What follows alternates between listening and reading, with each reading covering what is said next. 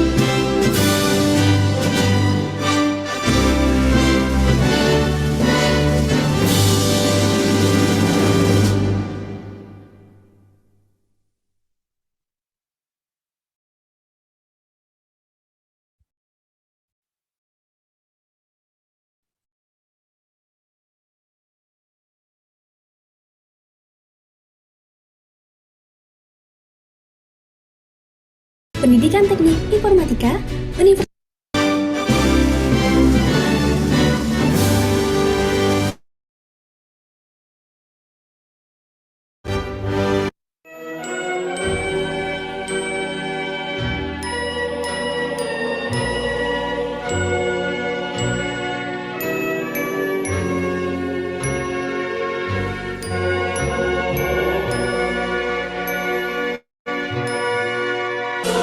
Surya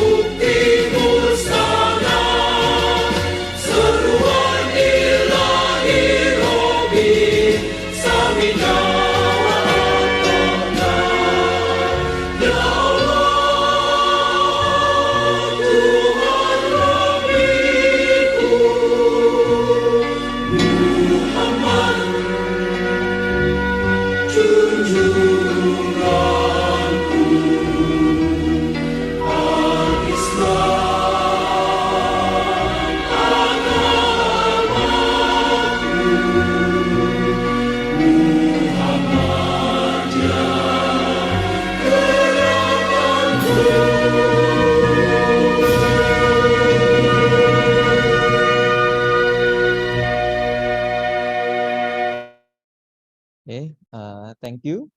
So, ladies and gentlemen, we are now going to listen to the welcoming speech delivered by Mr. Arif Setiawan as the head of Informatik Engineering Education Department, Faculty of Teacher Training and Education, Universitas Muhammadiyah Surakarta. Kepada Bapak Arif Setiawan, time is yours. Oke, terima kasih Pak Dika. Bismillahirrahmanirrahim. Assalamualaikum warahmatullahi wabarakatuh. The Honorable Mr. Teeratorn Saneeyeng, the lecturer of Informatik Engineering Education, and all the students present here. First of all, let us give thanks to Allah Subhanahu wa Ta'ala because on this special opportunity, without His blessing and mercy, we couldn't gather and hold this event together. And on behalf of the institution, I offer my regards to the speaker of today, Mr. Moon from King Mongkut University of Technology, North Bangkok, Thailand. Thank you so much, sir, for accepting our invitation and coming over for this lecture. This event is very special to our students because usually we know Thailand from their movie and food, especially Tom Yum and Thai tea. Today, we will learn from their best lecture. This is second time we have a visiting lecturer from abroad. Last year, we have Dr. Lely Farhada from University Pendidikan Sultan Idris, Malaysia, that have already giving lecture on game education. And today we have special speaker too, Mr. Moon from Thailand, that will share their experience and a real life example about digital transformation in Thailand. And now, without further ado, let's start this event together with saying Basmalah together. Bismillahirrahmanirrahim. That's all for me. Thank you for your attention. Nasrun minallah wa fathun qarib. Assalamualaikum warahmatullahi wabarakatuh. Waalaikumsalam. Okay, thank you very much, Bapak Arif Setiawan from the round speech. And then all the participants, ladies and gentlemen, one of the purpose of this Stadium General is to give broad horizon for our undergraduate students about the urgency of digital transformation in education. Since the outbreak of the COVID-19 pandemic, over 1.5 billion students have switched to online education to make the learning process smooth and seamless for every student. Educational institution and government develop digital transformation plans and implement necessary changes. The aids in the education industry helps improve the learning experience for both students and teachers, as well as other people involved in the process. So digital transformation for educational institution is a huge step forward in enhancing the learning process. So today's Stadium Journal will be the beneficial for us to learn more about digital transformation in education and how King Mongkut University of Technology, North Bangkok, Thailand faced this transformation too. The speaker of today's study journal actually my friend. Mr. Moon is my friend from Thailand. So we just met in Thailand last August. We attended the same training from GIZ Germany about DX. So let me introduce Mr. Teeratorn Saneeyeng. Mr. Moon is a full-time lecturer and professional trainer. Currently work as a computer education lecturer at King Mongkut's University of Technology North Bangkok, or EMUTND, Thailand, and as a coach or mentor for student teachers pursuing careers as teachers and trainers in vocational education. He earned a Bachelor of Technology Education in Computer Technology from the same university and obtained Master of Science in Information Technology. And now he is a PhD candidate in Vocational Education Management. And then before being full-time lecturer, he has experience of being teaching assistant at Oklahoma State University, United States of America in 2006 and 2008. And he is also the member of steering committee of Record Fed in company training standard for Asian. Okay, now allow me to welcome the speaker, His Excellency Mr. Moon, to deliver his presentation. And then welcome to Indonesia, even though it's still in online platform. So Mr. Moon, actually you have 50 to 60 minutes for the presentation, and then we will have about 20 minutes for question and answer. For participant, if you have a question, you can write down on the chat room, and then I will be following up the question on question and answer session. And however, if you like to ask that directly, you can open up your mix on question and answer session. Okay, without any further ado, Mr. Moon, over to you. Okay, thank you so much, Pak Hardika. So, please allow me to say Bismillahirrahmanirrahim. Assalamualaikum warahmatullahi wabarakatuh. So, I actually, first of all, let me introduce myself. I came from the south part of Thailand, which is very close to Malaysia, and the majority of the population in my hometown is Muslim. So because of that, so I am also Muslim. Yeah, I forgot to mention that Mr. Moon is Muslim also, guys. Okay, actually, my name Man is a shortened from I think I know you can guess that Man is actually shortened from Osman. So that's my Arabic name. Yeah. But since most of the Thai people always have what we call the short nickname, which is only one syllable. Yeah, probably one or two. So that's why they shortened my nickname from Usman to Man. Wow, that's interesting. Yeah, let me share my screen. Yeah, a little bit. So my presentation will take only probably 40 to 50 minutes, and then feel free to ask me any question that you would like to know about DX in general, and also the cases that we experience at KMUTNB, or King Mongkut University of Technology North Bangkok. So my talk today will focus primarily on the digital transformation in general. Probably not touch any aspect of education yet. Probably the next lecture we will talk deeply into the education about the digital transformation in education.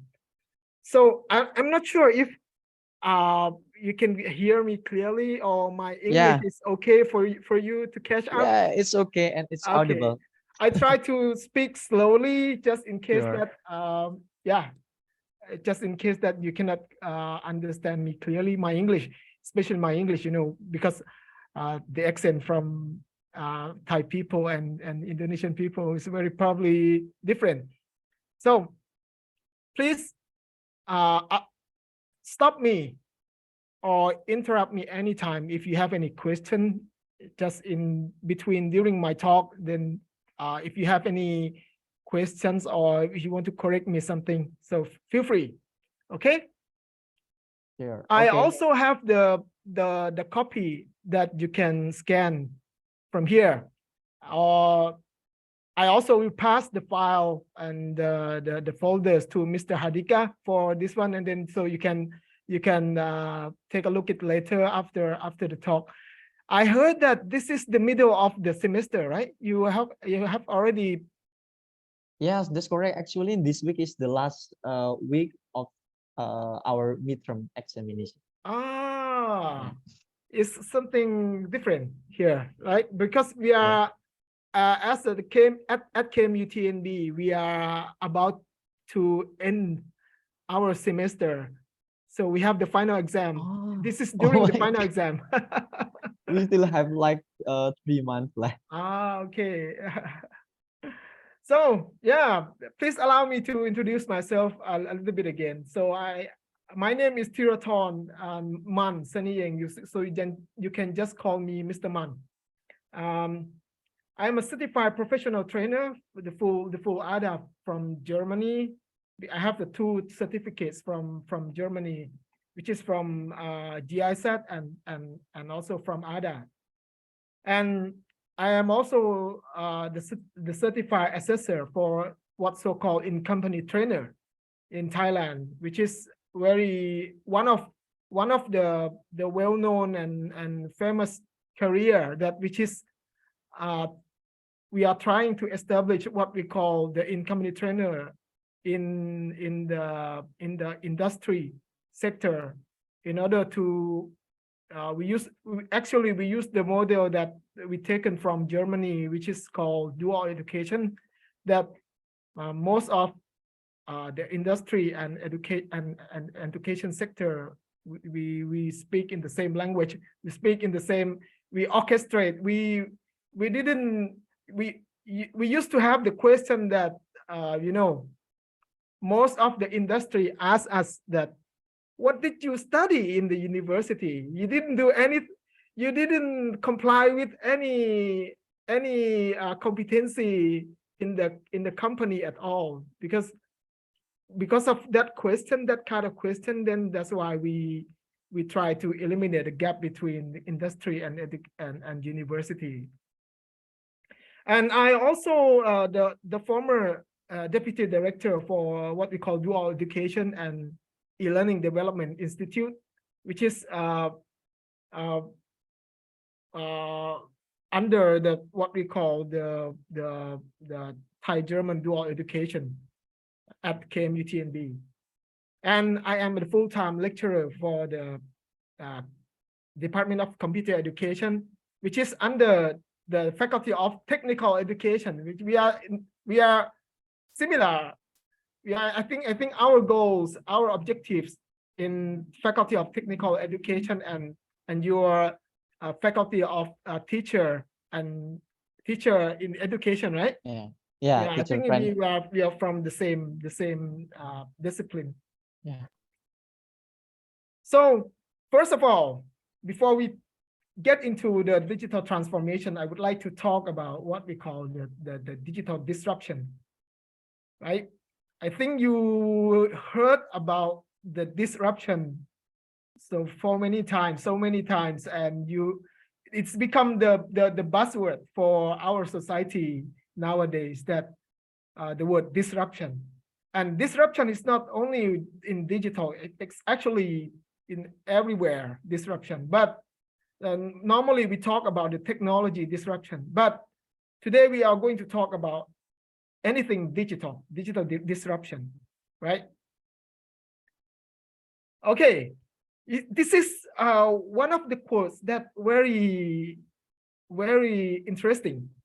If you elaborate the quote, the words in the quotes, you see that they say that digital is the main reason just over half of the companies on the Fortune 100 that have disappeared since the year 2000, which is from the year 2000, 2020, it has been 22 years already, that half of the company, so half of the company, it means that more than 200 companies has disappeared from the magazine. I think you know the Fortune magazine, right? This is very famous for magazine that listed 500 company annually, yearly. So more than 200 disappear already because of the word digital. So why so? This is the question. So when we talk about digital, then digital disruption has become one of the threat to the legacy, to the old, or to the conventional company, to the old company, not just in Asian region, but also in the world, you know, throughout the world.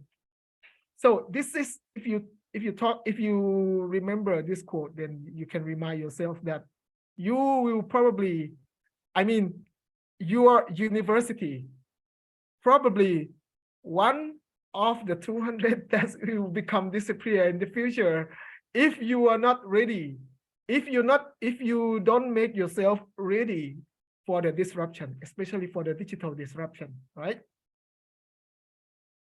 So I would like to take you, walk you through what the disruption has happened recently. For example, in the television industry, right?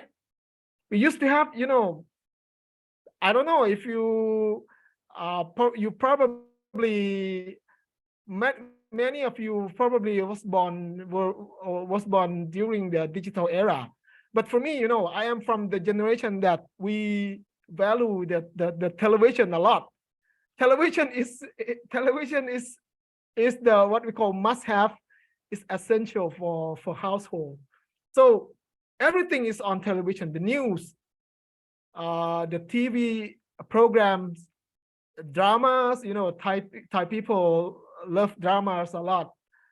So everything is from television industry, is, you know, occupies our life, our daily life in the past. But now what happened to the television industry? This is one of good example of disruption. Ask yourself, when was the last time you turned on your television? Ask yourself. I mean, literally television. I mean, the television, not the tablet, right? Not the tablet, not the computer. I mean, television, TV receiver. When was the last time you turned on the television? For me, probably a month ago. I haven't used television. I have television with me here, but I haven't used it for weeks. Probably, I don't know. Hanika said 3 months ago. Okay, so why? What happened? What happened to television industry? Yes, this is one of the good example of the what we call a digital disruption, because TV receiver has.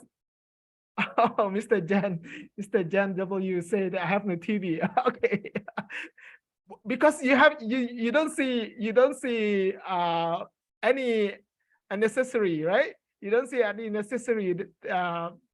You don't see any necessity for having the television because it's not necessary anymore, right? We have YouTube. YouTube has become the main source of entertainment, the main source of the news, the main source of communication with what we call the one-way communication from the television. And especially in Thailand, you know, we have what we call the Line TV. Line is the application that we use for the instant messaging, and then Line company try to gain, you know, the market share from the from the YouTube, and then they try to launch the programs from because when we wake up in the morning, we open Line, we communicate with Line's application. It's just like WhatsApp in Indonesia is WhatsApp, right? The main that's right. instant messaging that, but in Thailand we use Line application.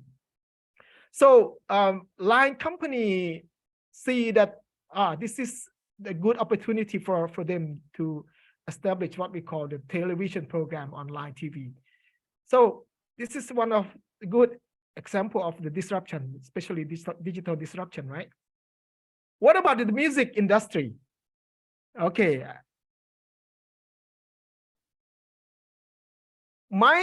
From my generation, we use the we use the radio receiver, AM and FM receiver, and we use the cassette, and then we use what we call the CD, right? CD or DVD for the MP3 players, for all the music and any podcast in the past.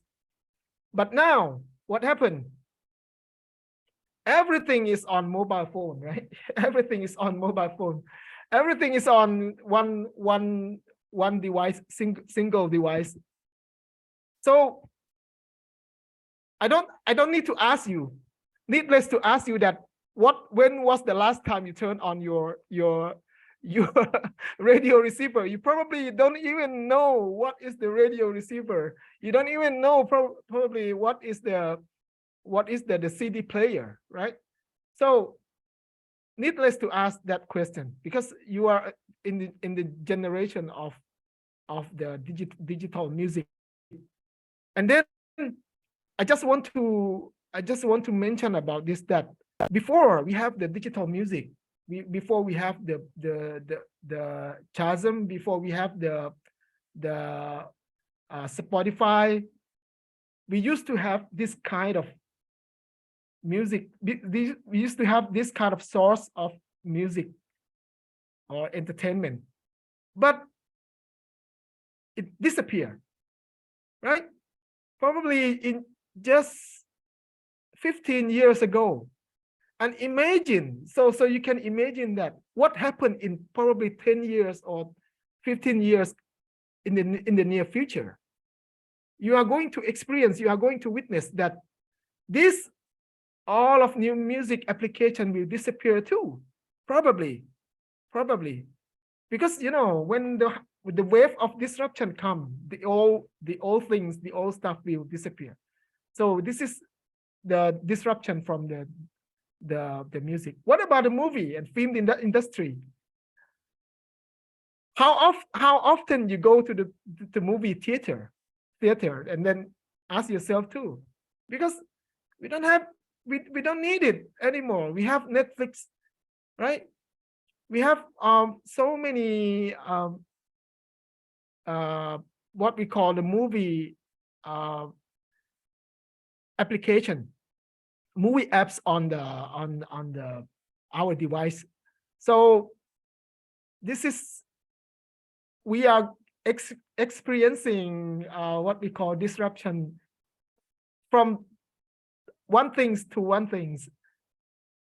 Okay, what about the public taxi service?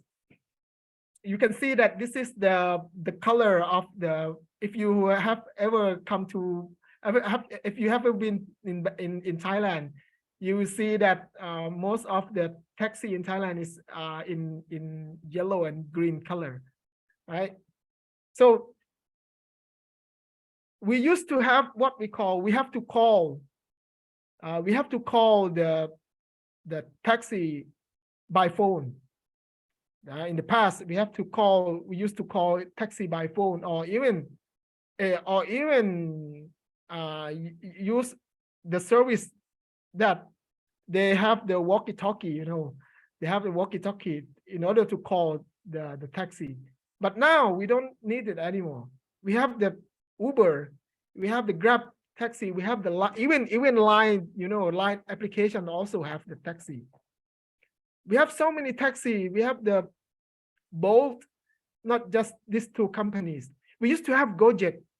You know, we used to have Gojek from Indonesia, but it has been merged by Grab, I think. Yeah. So this is also the public taxi. What about food and delivery service? Oh, this is very one of my impression about digital disruption. So when 30 years ago, for example, I am 48 already. When I was, imagine that when I was 18, it means that 30 years ago, when someone told me that in 30 years, in next 30 years, there will be somebody carry the foods, deliver the foods for you to your house, it's going to be crazy. It's going to be crazy at that time if somebody told me that, oh, somebody there will be services that they will deliver the foods for you, that you can just press the button from at home and then they will deliver the food for you. So no, I don't believe it in 30 years ago. If somebody told me 30 years ago. So there will be, I think there will be many more disruption will happen in the future. So brace yourself. What I can tell is that brace yourself, and then you need to be prepared for disruption. These apps that you see from the right side of the screen, like Uber Eats, Amazon, Seamless, will probably disappear. And then there will be another, I don't know, metaverse probably, that you can probably think about the foods and then you can order from by thinking about the food in the near future. Who knows, right? So from the example of the disruption that I just mentioned earlier, you see that the industry that are being disrupted the most by digital is like this one.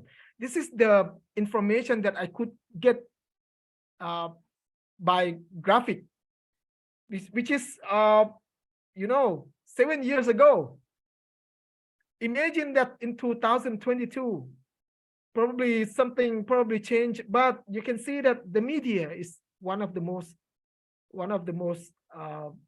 industry that being disrupted. Telecommunication, consumer financial service like banking, retail, technology. But can you see this one? Education. This is the information just before the pandemic, right? This is the information just before the pandemic. I think that education probably is one of the top five already that being disrupted. Because now, my university is talking about what we call locationless, right? Locationless. It means that we don't talk about location anymore. We talk about the contents.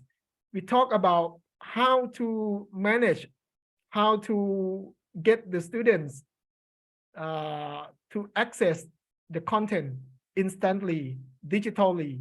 So we don't talk about the location anymore. Location has become old for our university. For now, KMUTNB has become because KMUTNB is one of the top 10 university in Thailand. So we try to make it seamless. When we talk about education, when we talk about study, when we talk about learning, we will not talk about location anymore, unless it is about training related to competency. When we talk about competency, then you need the what we call on the job training, which is have to take place in the real place, like in the company or in the industry. But when we talk about the education in general, then everything will go digitally. So digital disruption is real, right? Do we have a question here? No, right, Mr. Hadika? Yeah, not yet. Okay, not yet, because it's in Indonesian language. So I just want to tell you that digital disruption is real, even for education. So what do you see yourself probably in the, let's say, 3 years, in the next 3 years, or in the next 5 years? What do you see yourself? Especially you are in the education sector, right? Because you are from the Faculty of Technic, teacher education, and also when I came from the Faculty of Technical Education, then we used to have the what we call the teaching practice, that every student have to go to the school, to the real school for the what we call the practicum, for the teaching practice. But now, since I like I mentioned that we are not going to talk about the location anymore. Everything can happen digitally, or everything can happen virtually. And then students now, they have their own option that to choose to go to the real university or to the real schools for the practicum, or they can do it digitally if that institution or that school allow them to do so. So this is what one of the steps that Faculty of Technical Education trying to prepare our students to face what we call the disruption. See, I use the banking, the bank system for you to get in touch into the what we call the education. You know, bank system. I love the quotes from the Bill Gates. Bill Gates used to say that banking is necessary, but banks are not. See, banking is necessary, but banks are not. What if replace the banking to education and the banks to schools? Education is necessary, but schools are not.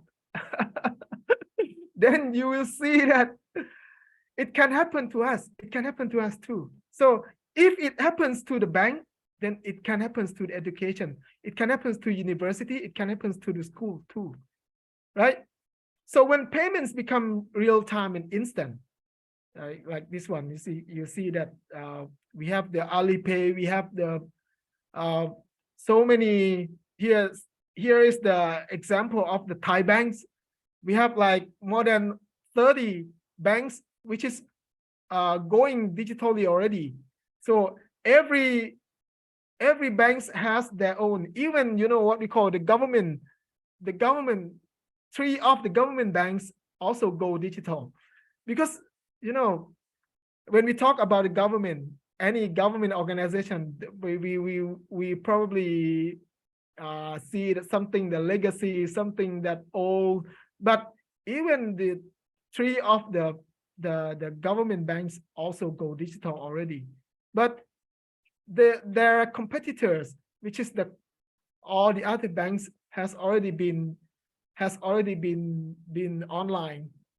Everything went online already. Not to mention about what we call their digital competitors, like the Alipay, the AirPays, the True Money, or even PayPal's, for example, that they has been in virtually or in online already. So this is one of the good example. So imagine that in education is essential, education is necessary. But if we say that schools are not, we can say that schools are not, because what? We have the MOOCs, we have the massive open online courses, we have the Coursera, right? We have the Udemy, we have the Udacity, we have the YouTubes, we have so many places that offer us the courses for us to study. So university or schools play less roles in education day by day. So this is the disruption for digital. That's why I want to remind you that why do we need the digital transformation for education? So ask yourself that, are you ready? Are you ready for the transforming yourself, transforming your organization into the digital things, into the digital community, into the digital atmosphere, into the digital, anything digital, everything digital? So how are you ready for that? Transformation is the key. What is the transformation? Is this something like in the picture where fish are jumping from one bowl to another bowl, and then they are in the same atmosphere, they are in the same environment, that they are still in the water, probably salty water. But no, it's not something like jumping from one bowl to another bowl. We are not going to talk about new thing, but old environment. We are not going to talk about something, just switch from A to B. It's not like that. It's something that we talk about. We are going to change the cultures. We are going to change the whole environment, probably nearly 100 environment change, right? See, so you have seen all the disruption. And then what about the education? Are you ready for that? Can you imagine, like, my question is that, how do you see yourself in next 5 years? How do you see yourself? You are about to graduate in a couple of years, right? Then as a student who is going to be a teacher in the future, how do you see yourself in the next 5 years?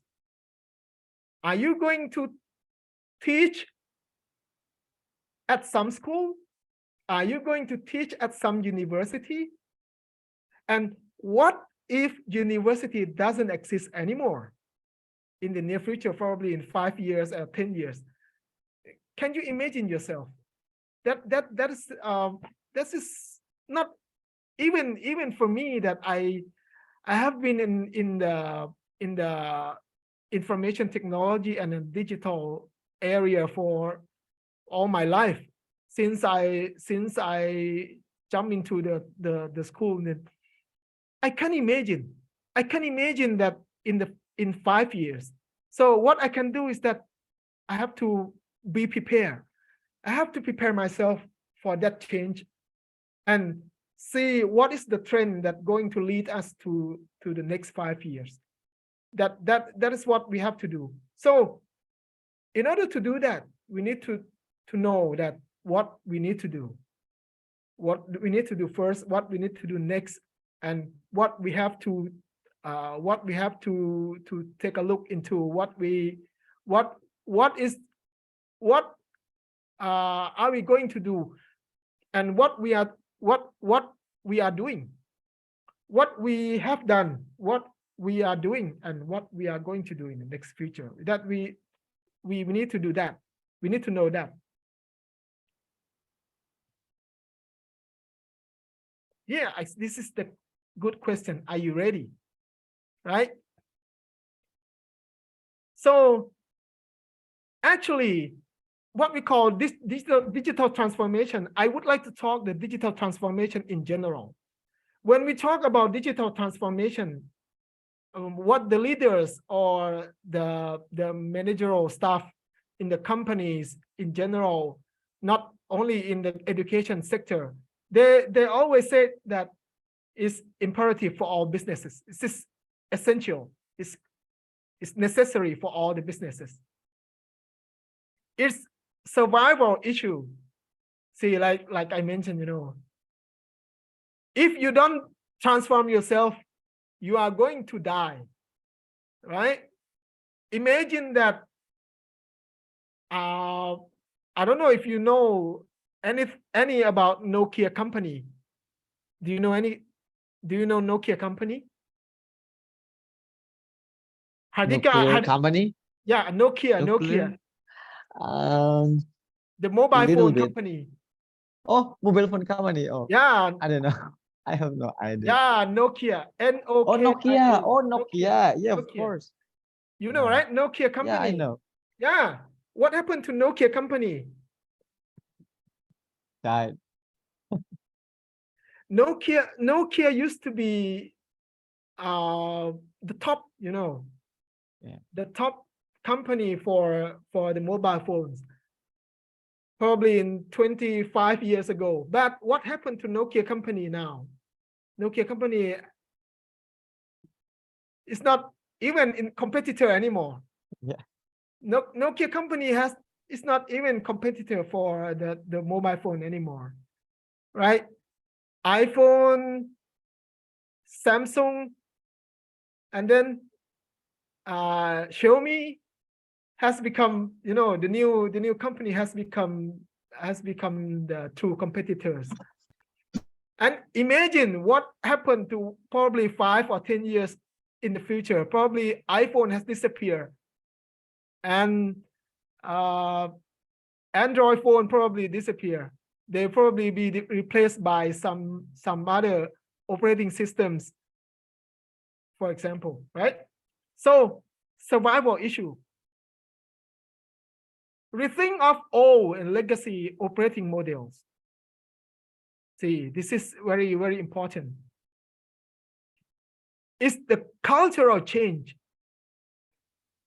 So digital transformation is not about, oh, you can buy technology, buy equipments, buy devices, and then you become digital. No.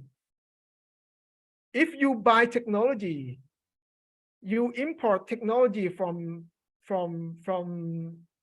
the most advanced country. For example, you import from Germany, you import from United States, you import the technology from those countries.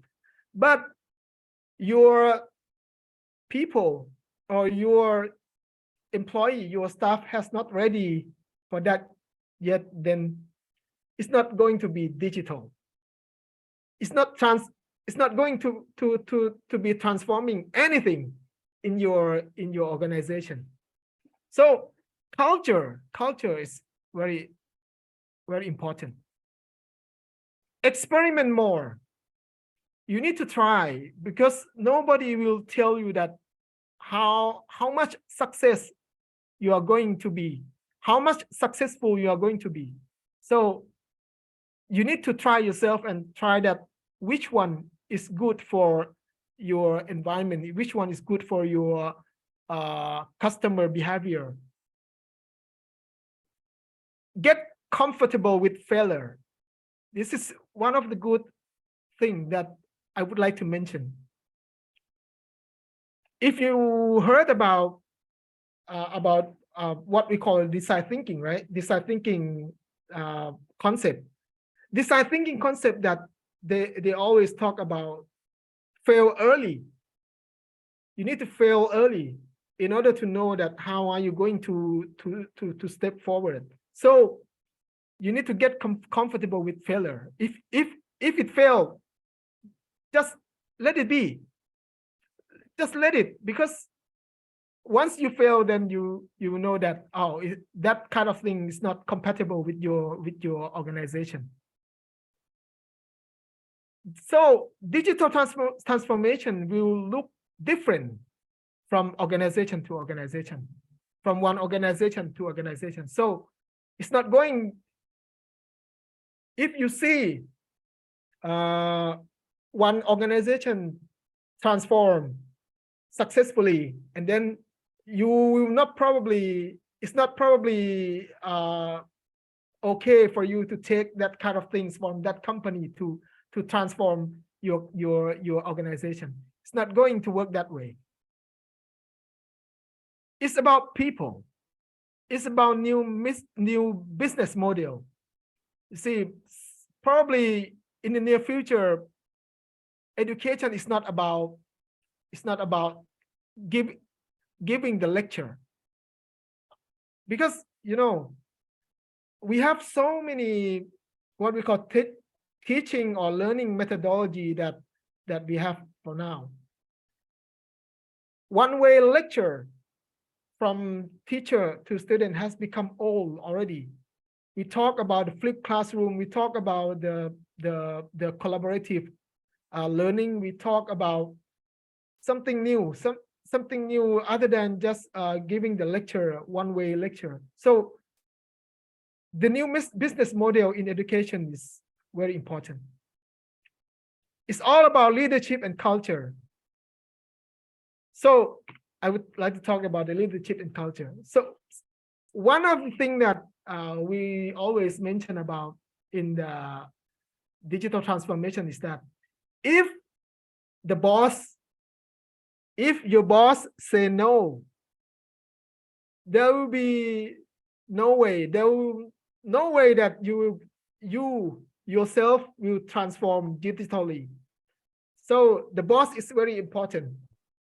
For example, the rector or what we call the head of your university or the president of your university has nothing in their mind about changing your university digitally, and then don't talk about it. Your department will not be successful for that digital transformation. So what I would like to say is that, what I'm trying to say is that if the managerial staff or the presidents and the vice president does not agree with the plan for bring education digitally, then no success. There will be no success for the digital transformation. Focus on consumer behavior. So the consumer in the education is primarily on teacher and students, right?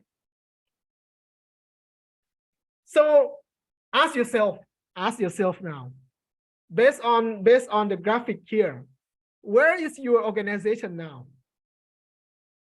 Where is your university now? Digitalization, or digital transformation? Which one? you can press if you say you are in digitization, press one in the chat box. If you say that your university in the digitalization, press 2, type 2. If you say that is your university is in the what we call digital transformation already. Okay. I think most of you type 2. We are in the same page. We are on the same boat. KMUTNB also in the what we call the digitalization. We haven't yet in the what we call digital transformation. Probably it takes time. It takes more time to be transformed digitally. So from digitization, digitalization, and digital transformation. So ask yourself that which one are you now, and how are you gonna switch from what we call, how are you gonna bring yourself from one stage to another stage forward? Like, are you going to bring your from digitalization?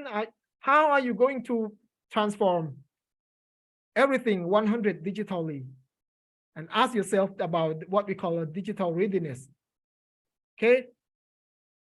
So I don't need to talk about the definition of digitalization and digital transformation. So I would like to focus on only the digital transformation. So when we talk about digital transformation, it covers everything that also digitization.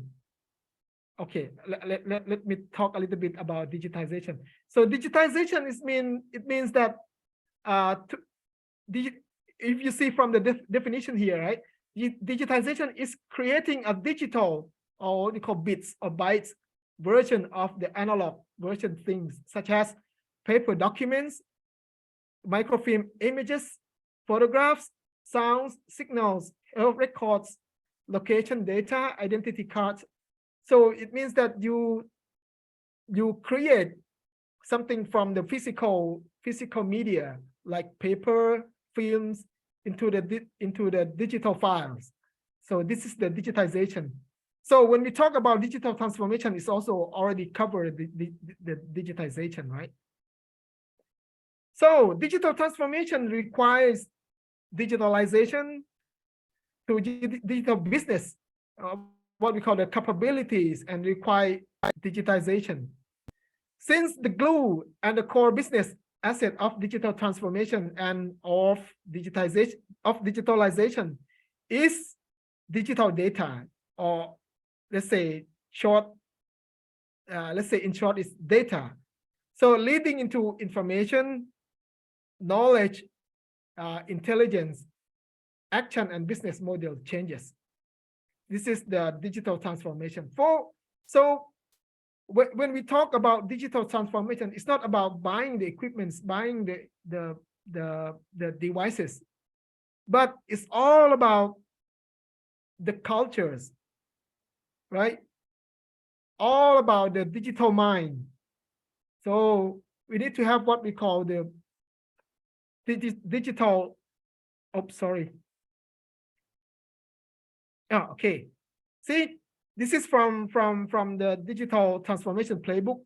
They say that digital transformation is not about technology. It is about strategy and new ways of thinking. See, so it already covered what we call the culture already here, right? So understanding what we call the DX, or so-called digital transformation fundamentals. So ask yourself the three questions, the three what question.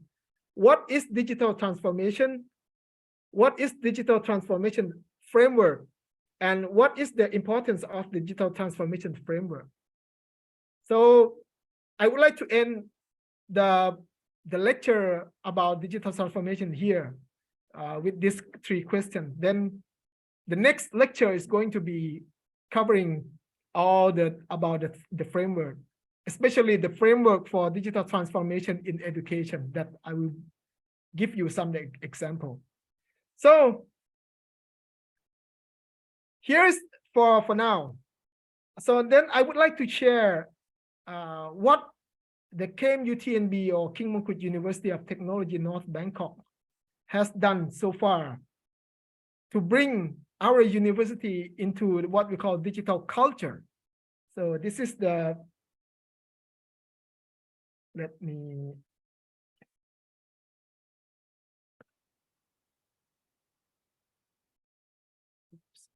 Hold on. Stop the share first. Okay.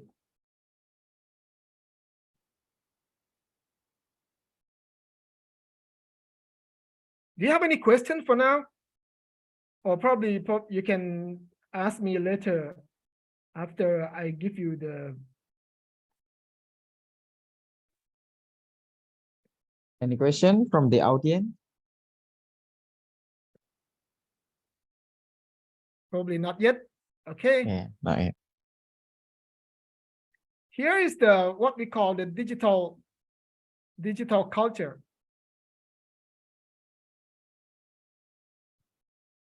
Oh, somebody raised their hands. Any question?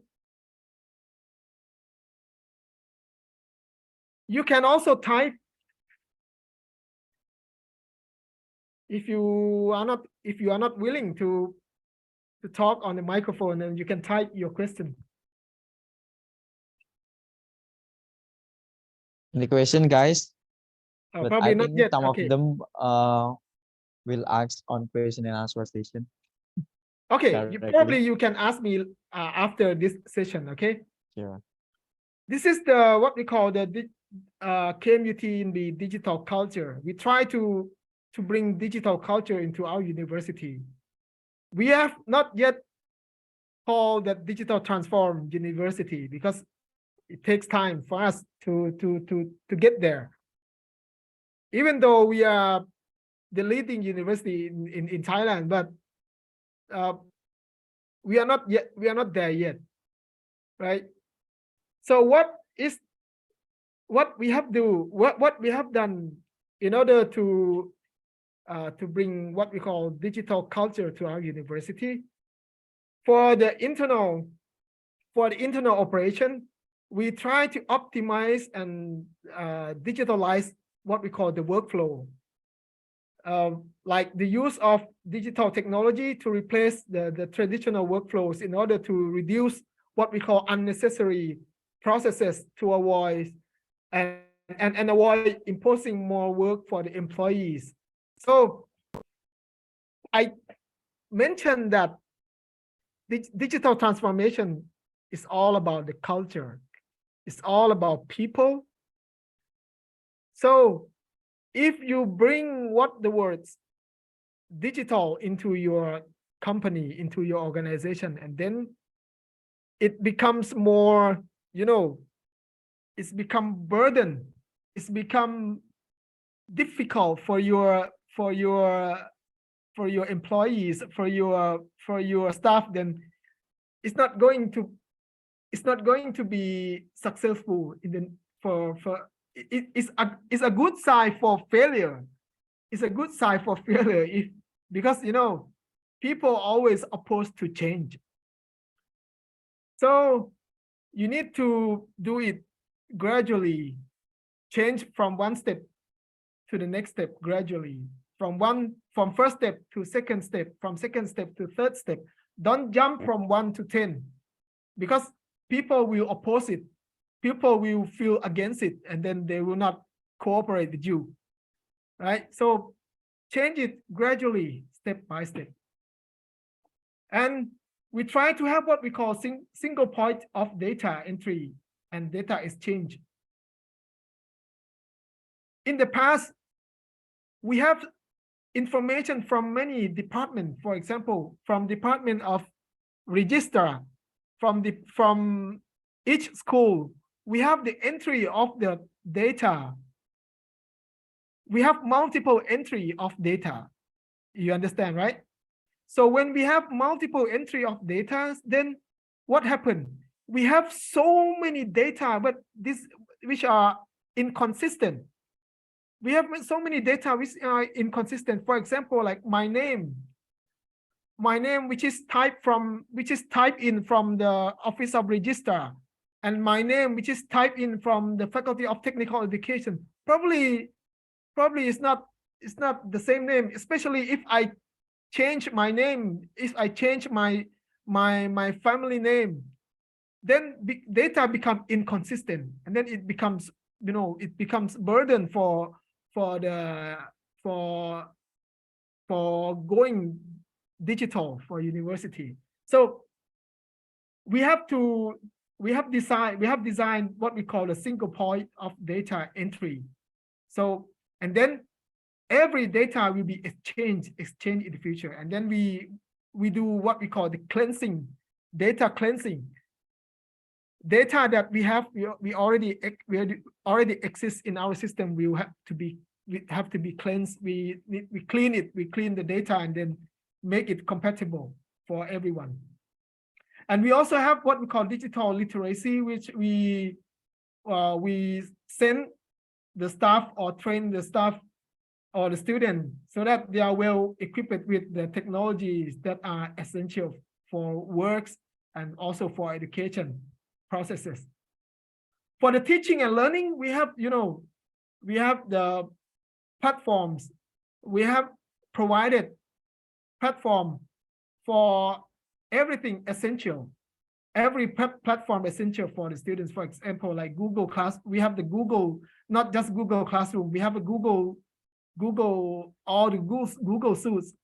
Every students will get access to all the Google services, and every teacher also get what we call the premium services from Google. Like they can use Google Meets, they can use Google.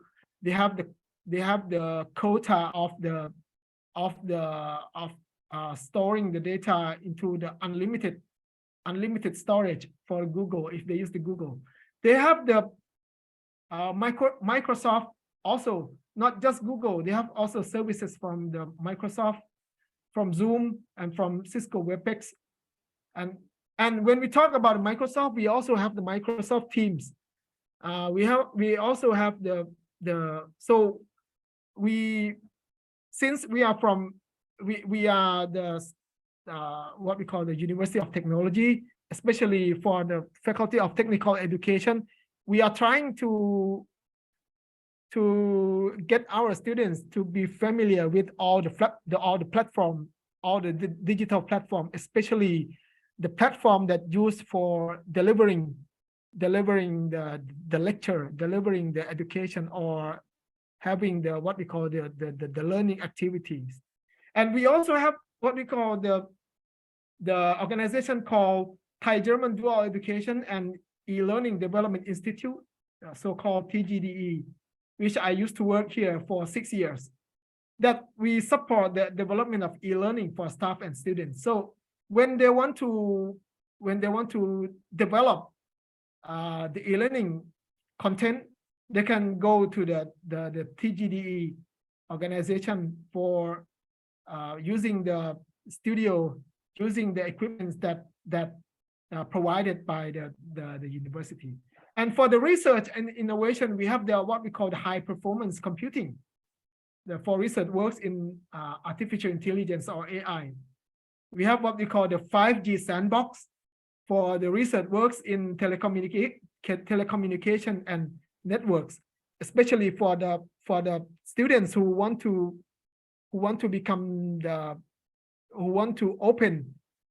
open the business in the telecommunication and networks. And we have what we call VR Startup Center, because we are working with the company, with the industry, in order to establish what we call the virtual reality in industry, what we call industrial virtual reality. So we have the VR Startup Center that to promote entrepreneurial incubation in VR technology. This is a brief information for the King Mongkut University of Technology North Bangkok, that how we are bringing our university from the legacy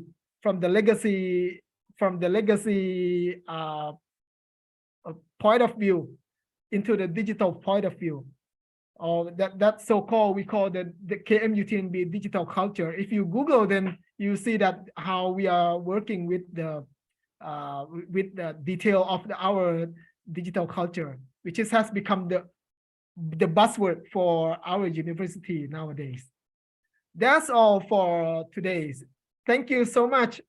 If you have any questions, feel free to ask in the chat box, or if you can press the microphone, and then you can speak to the microphone directly. Yeah. We Yeah. have the question here from. Okay, let me. Okay. go From Mr. Eko. He's also one of our lecturer here. to- For this Mr. statement, I Eko. agree. I feel using IT in education was into the design course instruction, for example, TPEC or STEM. Yes, okay. My question is, what difference pure IT and IT special education so we can employ IT precisely? What IT has distinctive in the implementation in education? Okay. If I understand your question, right? What difference? You mean what is the difference between IT in general, right? And Yeah. IT in education? Yeah, I think so. This I think is like that. very good question. This is very good question.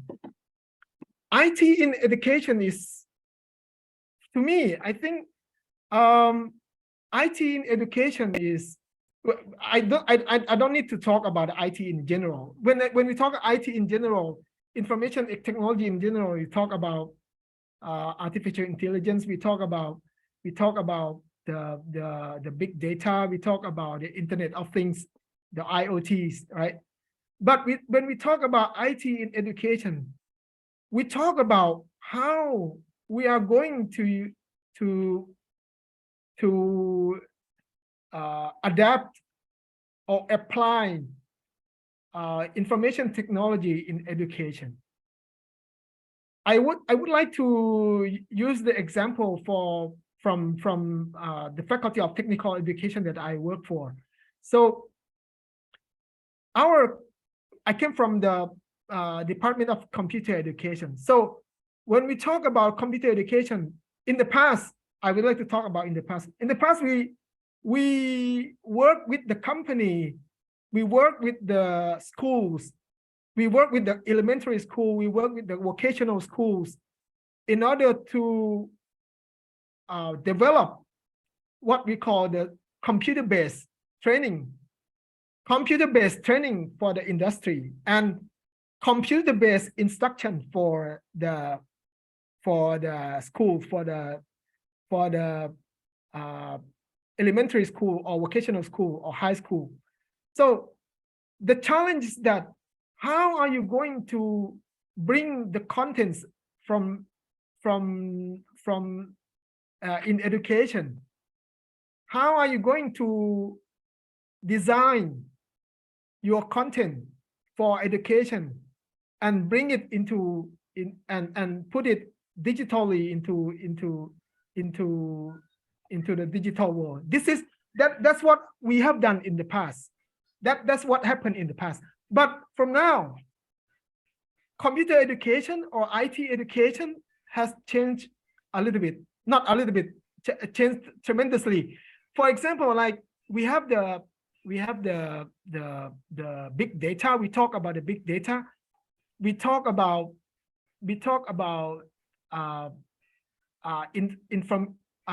Internet of Things. So we jump from only the content that we put in the media into what we have done in the real life. For example, we work more closely with the company in order to design the package. If you remember that I talk about the VR startup center, we virtual reality startup center belongs in the technical education. So we work closely with the company to design how they are going to learn, how they are going to study, how they are going to establish the education in the company by using the technology. That is what the IT in education will come into play.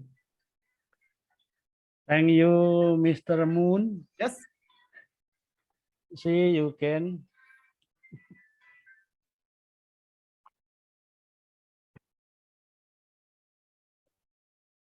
Yeah, hello, Mr. Eko. Any question? Any more question? Yeah, I think we have more. Enough. Oh, enough. Okay. Thank you, Mr. Moon. Enough. From Mr. Eko, and then we have two students that raise hand. Okay, the first one is Devi and Hanan Fajri. Okay, Hanan Fajri. Okay. Yeah. What kind of question that you want to ask to Mr. Moon? My name is Hanan Fajri. Mr. Moon, what do you think about the negative impact of digital transformation, which makes some of young generation to be selfish and only focus on their gadget? In the other hand, negative content on social media increase significantly. And so, how we control ourselves to face this problem? Thank you. Okay, Mr. Yeah. Hadika, can Yeah. you? I think it's about how we face the negative impact of digital transformation, because it's make some young generation to be selfish or maybe only focuses on their gadget without looking for our family, maybe our environment, our social in the real life. Yeah, only focus on the digital life. You probably. I'm not sure. Hold on. Can you type the question? Probably I can elaborate the question by reading more than. Okay. Yeah. Okay, hold on. I need to ask. I need to read the question. This one.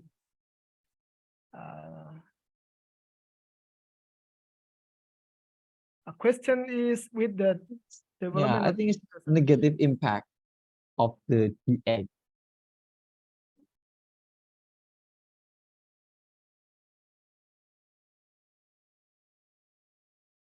Hold on. Can you see the internal? Whether the results of digital transformation in the field of education itself have had an impact on industry? Of course. As I mentioned that since I would like to give an example of the what we call the virtual reality startup center that we established closely with the company, with the industry, because this is what we call the demand side, with the real demand from the industry, because this is the real demand from industry that they want to use the virtual reality.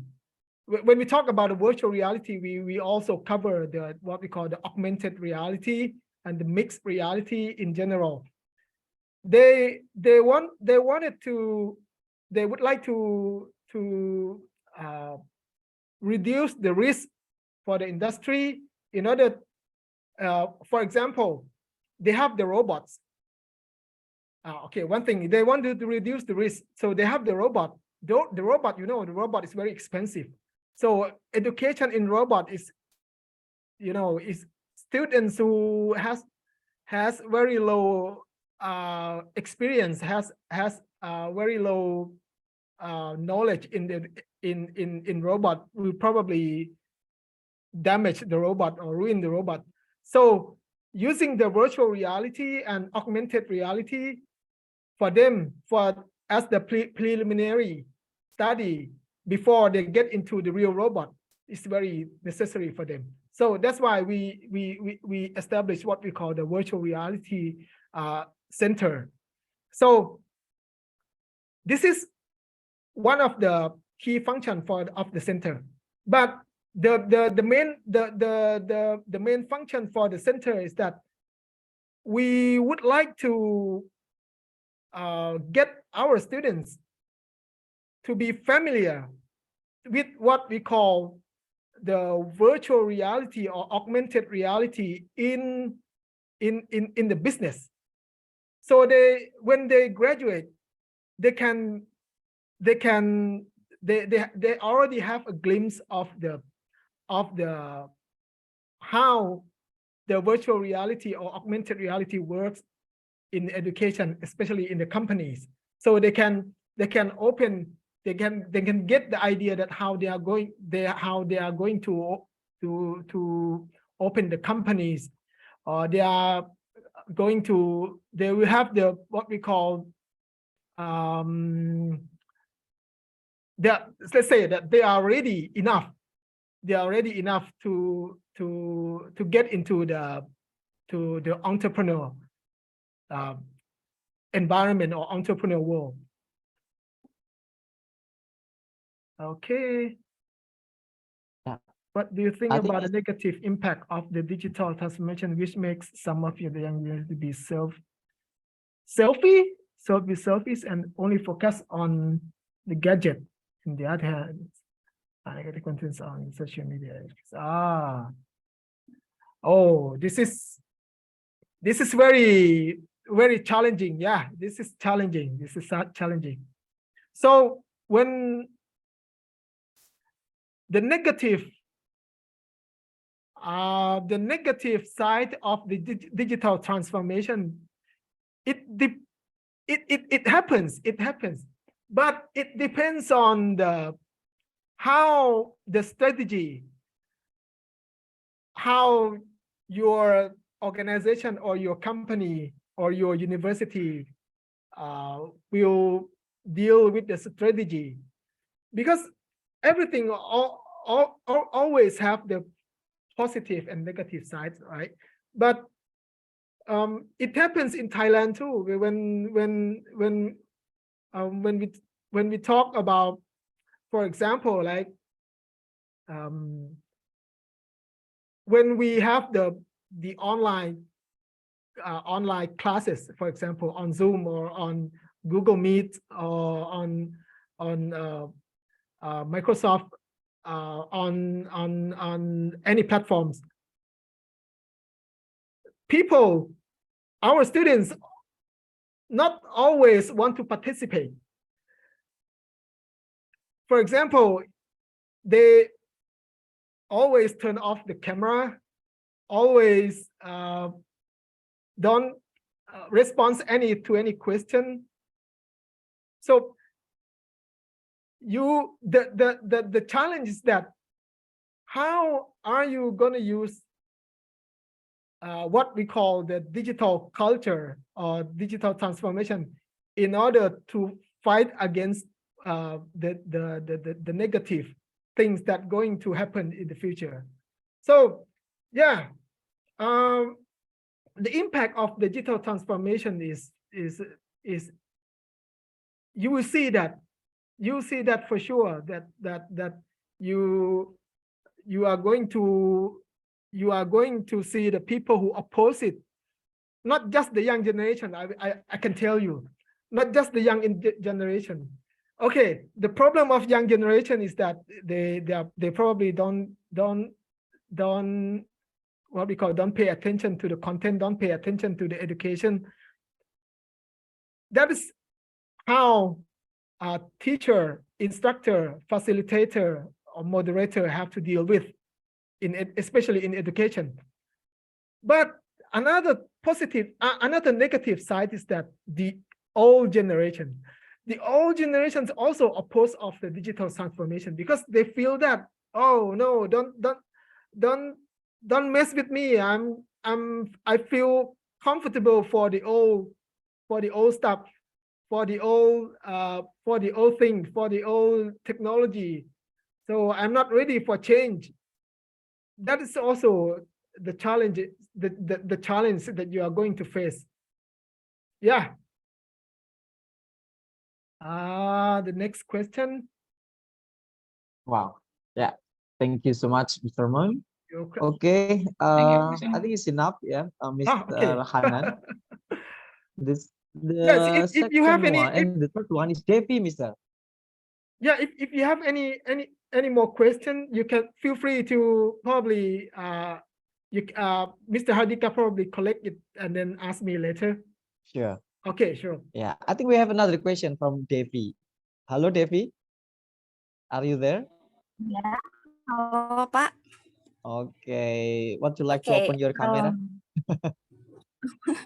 Tidak bisa on cam dulu Pak. Oh, okay, sure. Okay. Yeah, go on. Okay, thank you, Mr. for the presentation.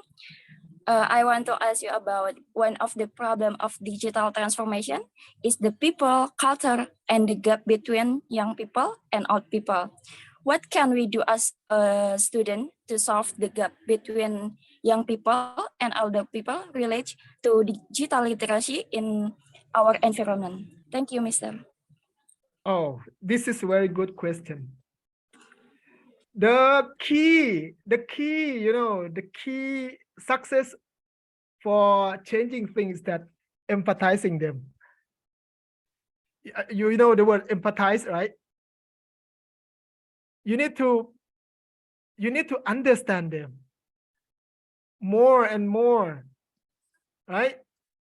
If you are dealing with the newest the youngest generation, you need to empathize them. If you deal with the older generation, you need to empathize them. Empathize means you need to know what they want, what they feel comfortable, what they lack of, what is the gap they need to fill.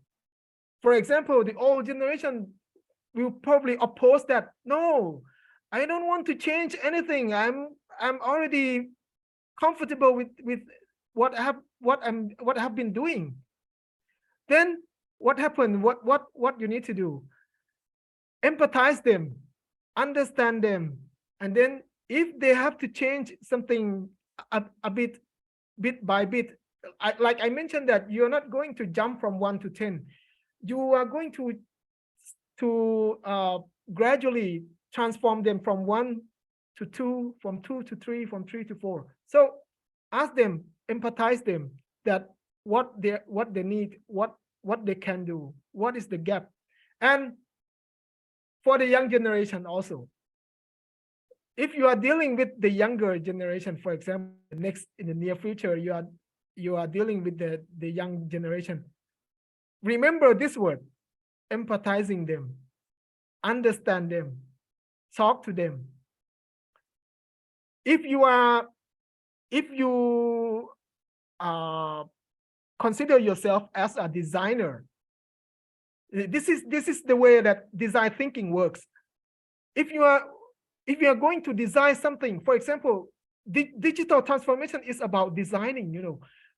When you want to design something, don't use everything in your head, in your brain, because when we talk about design, designing something, it's all about the customer, it's all about the users.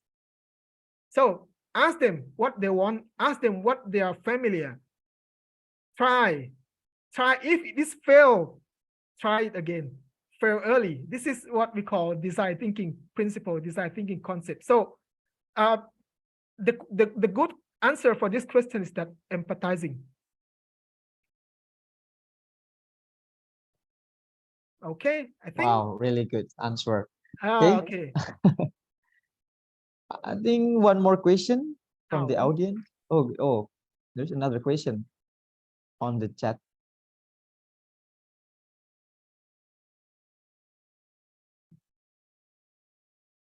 From Ardiansyah. If we Cybercrime. talk about digital transformation, actually we know this topic is growing in big cities like Jakarta, Singapore, and Bangkok. But how can we introduce about digital transformation? And what is the best way to introduce this topic in underdeveloped countries? This question from Ardiansyah. I'm reading another one.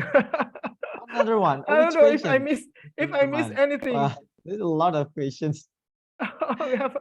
Oh, sorry if I miss. Oh, sorry. I didn't scroll up for the. Oh, we have a lot of questions. Yeah. I'm sorry. I missed. That's fine. Yeah, I miss several questions. Yeah. Probably this one. One of the challenges in digital disruption is between digital technology and change in business organizations or companies. I don't know the term cybercrime. When the gap has occurred, sometimes cybercrime enters it.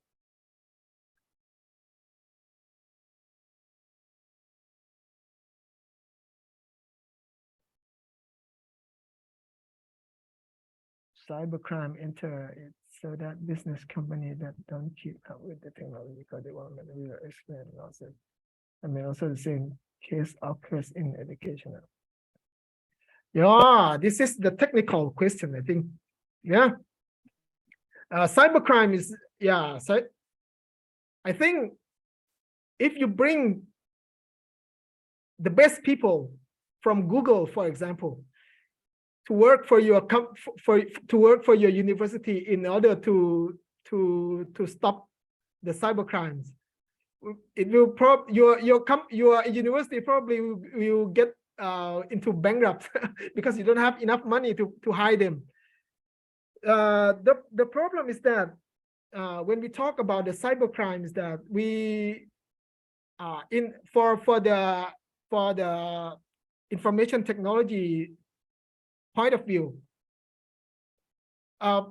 you cannot.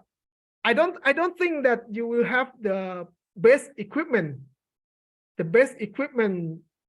in the world to stop the cybercrime, because there will always be the best people that will break that kind of system or that kind of equipment.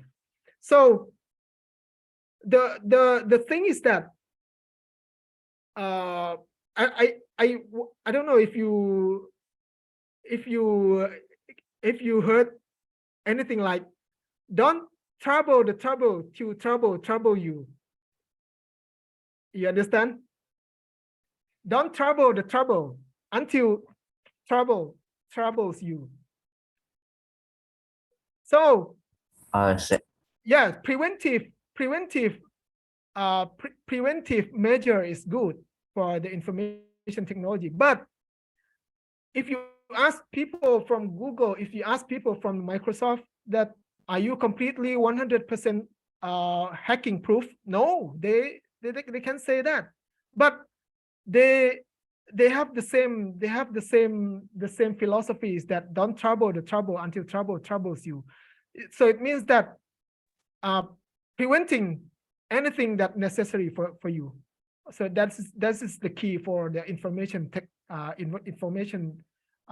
technology, or cyber crimes, or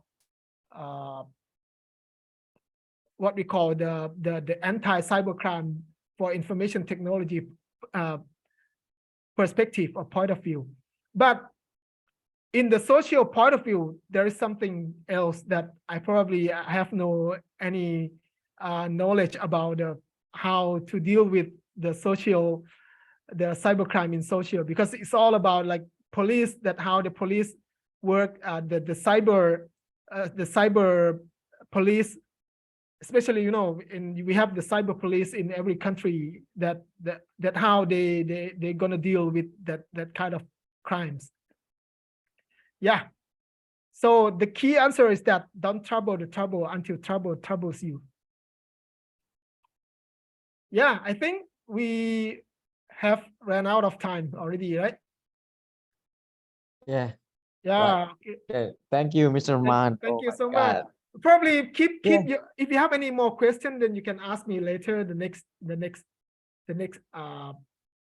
Next meeting. Yeah, the that's next right. meeting. So, Mr. Man, Yes. actually, are you able to speak in Melayu, right? Yeah, I speak Melayu, but it's in dialect Melayu. In dialect. Well, Yeah. there is a question in Indonesian. Maybe what you like to see firstly from Azura, and then we want to hear you speak in Melayu. No, I don't think that if I speak Melayu, then you understand my Understand, right? Oh yeah. because some terms are different, right? Okay, so Kamu paham kalau akal kacak bahasa Melayu? cakap Paham sedikit-sedikit. Paham sedikit. Sedikit. Okay. Yeah, I think Okay. that's enough. That's all, yeah, Mr. Yeah. Man. Thank you so much. And then we come up to the end of the agenda, and that we would like to say very thank you for the insightful and wonderful presentation, and also to the audience for the contribution. Thank you so much. So on the summary of our today's studium journal is let's talk about DX in education. We ensure that DX has served every domain, and education is no exception. And then talking about television industry, actually Indonesian Kominfo ministry officially ended analog television broadcast last week, and we just replaced by digital TV. Oh, And then really? it's Very yeah, good. it's interesting. And then it's really interesting when you mention about we need education, but we are not really in schools. And then Yes. you also mentioned that engaging with technology can be challenging for older adults, but we can try to empathize them. And then remember when you mentioned about VR startup center, I'm interested on that also, Mr. Man.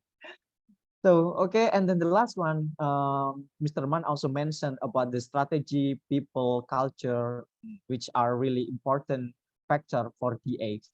And then strategy as well as the changes to an organization, including its structure, processes, and culture, are required to yield the capability to generate new path for value creation. So please give reaction for the speaker, and for you all, thank you so much. And then before we close the meeting, please open your camera. We are gonna have photo session. Oh, okay. First. Thank you. Okay. Don't forget Ayo to semuanya. don't forget to send me. Sure, Send me. of course. Ya. Ayo semuanya bisa open kameranya, dibuka kameranya.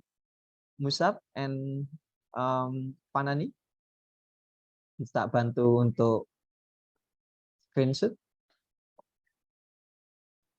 Oh.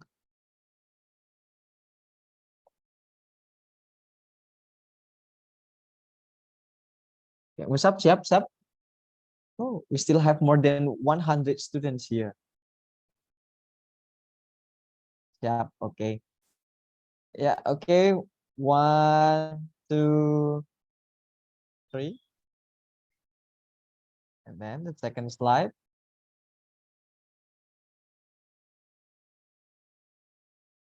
Second slide, 1, 2, 3. And then the third slide. Oh. 1, 2, 3. Yep. Okay.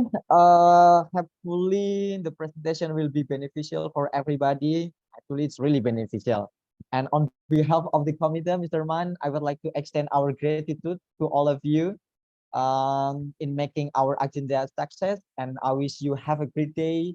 Thank you for your attention, and wassalamualaikum warahmatullahi wabarakatuh. Assalamualaikum warahmatullahi Waalaikumsalam wabarakatuh. warahmatullahi wabarakatuh. See you next time. See you See next you. time. Thank you, Sir Moon. Thank you. Thank you.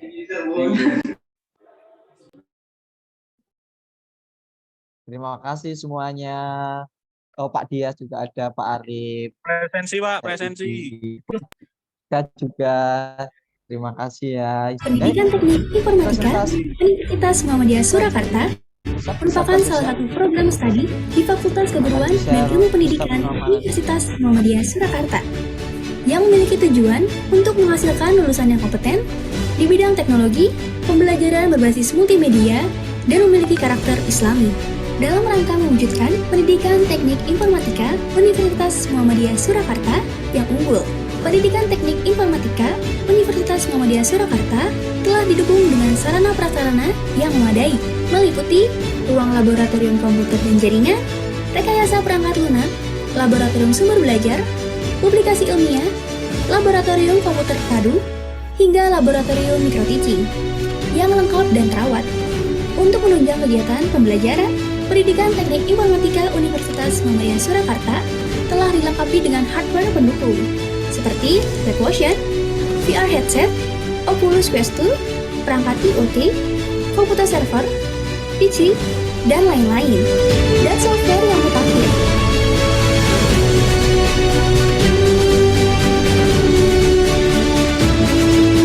Di tingkat internasional, melalui Southeast Asia Internet Government Forum pertama yang terselenggara di Bali, Indonesia, pada September 2021, Pendidikan Teknik Informatika adalah salah satu inisiator yang mengangkat topik Computational Thinking Skill, a Human-Centric Approach Toward Digital Transformation, sebagai upaya menyiapkan human capital menuju transformasi digital. Hal ini selaras dengan program Gerakan Pandai, pengajar di era digital Indonesia, yang dilakukan oleh program studi Pendidikan Teknik Informatika yang tergabung dalam Bebras Indonesia dan mendapatkan dukungan dari google.org, serta menggandeng non-government organization Desamai dalam implementasinya ke sekolah-sekolah. Pendidikan Teknik Informatika Universitas Muhammadiyah Surakarta memiliki perhatian lebih dalam penyebaran ilmu informatika ke masyarakat.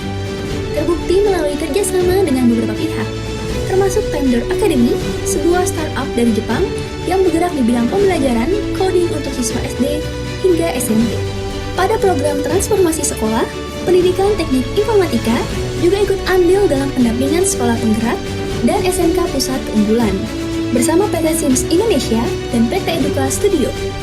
Pendidikan Teknik Informatika Universitas Muhammadiyah Surakarta menjadi pendamping SMK Pusat Keunggulan untuk mengembangkan teaching factory di SMK Muhammadiyah Kudus dan SMK Muhammadiyah 1 Sukoharjo. Pendidikan Teknik Informatika memiliki sekolah binaan untuk pengembangan kurikulum sekolah, yaitu SMA Muhammadiyah 2 Surakarta dan SDICT Al-Abidin Surakarta. Sedangkan pada tingkat mahasiswa, 4 orang mahasiswa mendapatkan kesempatan dalam program Hibah International Credit Transfer di Universitas Sabah, Malaysia, dan Student E-Mobility di Asia University. Di level nasional, mahasiswa Pendidikan Teknik Informatika berhasil meraih berbagai juara dalam ajang kompetisi nasional seperti menjadi juara 3 nasional dalam ajang KBMI 2021 melalui Brownies Batik, juara umum dalam ajang IPA 2 MP, menjadi juara film pendek Sekaresidenan Surakarta, juara 1 Lomba Inovasi Pembelajaran tingkat nasional, juara 1 sebagai Duta Lalu Lintas Polda Jawa Timur 2021, dan lain-lain.